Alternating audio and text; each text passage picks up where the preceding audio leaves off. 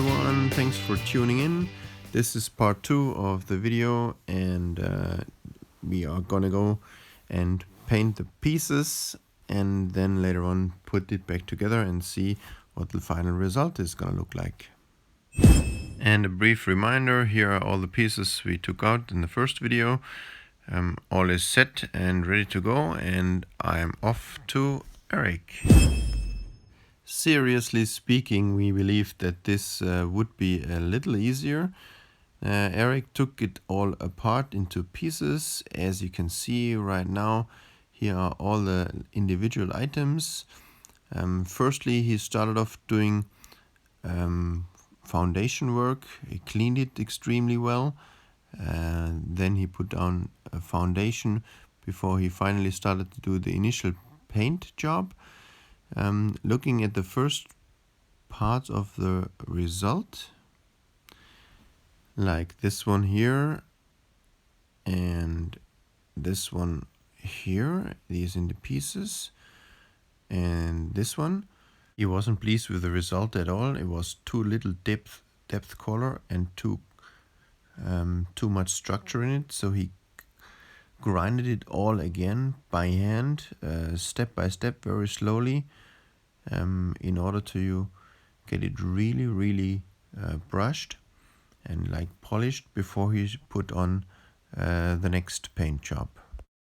And it started to look better. As you can see here, it's already relatively deep black, like piano black, in the sides as well. And if you look at the next pieces where there is a bit more light to it, you can also see that it's getting to it. Having a look at the front piece, it's also quite shiny already, not yet finished because yet another paint job to do and some cover clear paint to go on top, and still a lot of individual items to go which are not yet painted. So this seems to be an even bigger task than we initially thought, and also it's very important to have a good paint job done and a strong clear paint on top of it to have good protection against the gravel and all the pieces which are flying to it when you drive the car.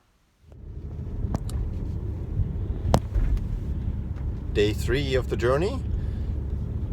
I'm en route to Eric, picking up the parts again after the paint job. Has been somewhat of a pain, so I'll be very interested to see what it's finally like, and hopefully they're all right. Here we have the hot items that just arrived from the paint job. Yaks, amazing. One in the back. And Eric, here we go. Thank you very much. Looks awesome. Very nice. So we're putting these initial pieces back together again.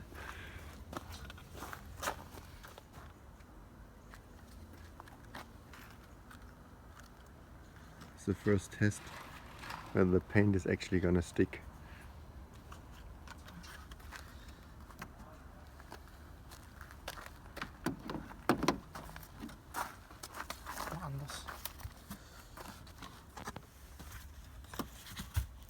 So what do you think?